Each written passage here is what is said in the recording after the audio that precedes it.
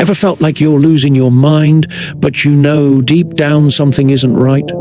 Imagine someone close to you, maybe even someone you love, slowly turning your reality upside down, making you doubt your own senses and sanity. Sounds wild, right?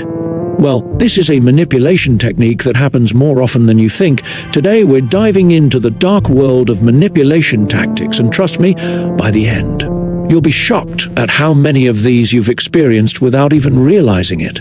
All right, let's kick things off with gaslighting, a manipulation technique that messes with your head. Picture this: a husband dims the gas lights in the house, but when his wife notices and mentions it, he denies anything's wrong. He tells her the lights aren't flickering, making her question her own judgment. This isn't just about a dimmer switch. It's about shaking someone's confidence to the core by lying, withholding info, and flipping the blame onto them. Ever caught yourself wondering, am I overreacting? Or maybe I'm just imagining things? That's the insidious power of gaslighting. Next, let's talk about guilt tripping. You know the feeling when someone makes you question if you're a bad person because of something you did or didn't do? Like that toxic friend who wasn't invited to the party and hits you with, "Wow, I really thought we were closer than that." It's a sneaky way of twisting the situation to make you feel guilty and basically force you into including them next time. Don't forget that your support gives me motivation and encouragement, so please subscribe to my channel. Now, isolation, this one is sneaky but dangerous. Manipulators cut off their victims from friends and family, turning them against their support system. They might say things like, "Your best friend is such a bad influence on you," and before you know it, you're distancing yourself from the people who care about you. And why do they do this? Simple: control. By cutting off your connections, they make you believe they're the only one who has your back, when really, they're just isolating you to tighten their grip. Speaking of tightening their grip, let's hit love bombing. Picture this: you're showered with affection, attention, and compliments. It's overwhelming. The manipulator makes you feel like you're the center of their world. But here's the catch: they do it just to get you hooked on their praise.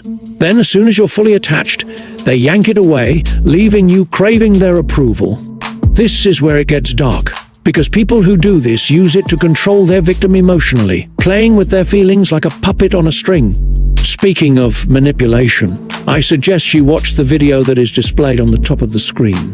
In that video, I taught 8 manipulation techniques to make your crush fall in love with you. Moving on to playing the victim, this one's a classic. The manipulator makes themselves look like the one who's hurt, even when they're the one who messed up. They'll say things like, "I can't believe you do this to me," or "How could you treat me this way?"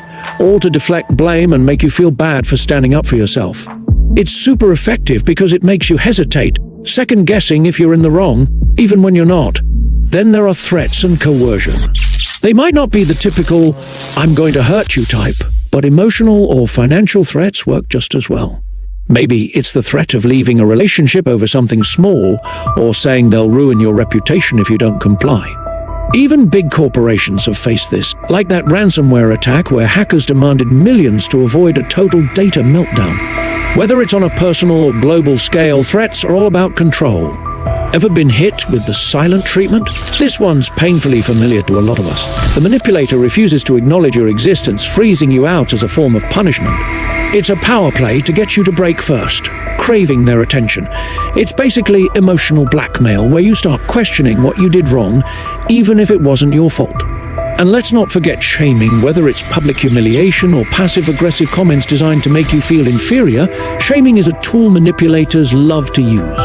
They'll compare you to others, make you feel inadequate, and do whatever they can to tear down your self-esteem, all in the name of control. There's also triangulation, where they bring in a third person to make you feel jealous or insecure. By creating a love triangle or some sort of rivalry, they keep you on edge, constantly seeking their approval. The more off balance you feel, the easier you are to control. Finally, let's talk about aggressive jokes.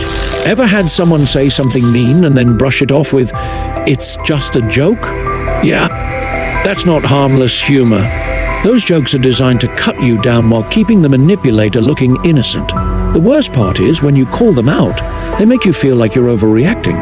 It's gaslighting wrapped in a punchline.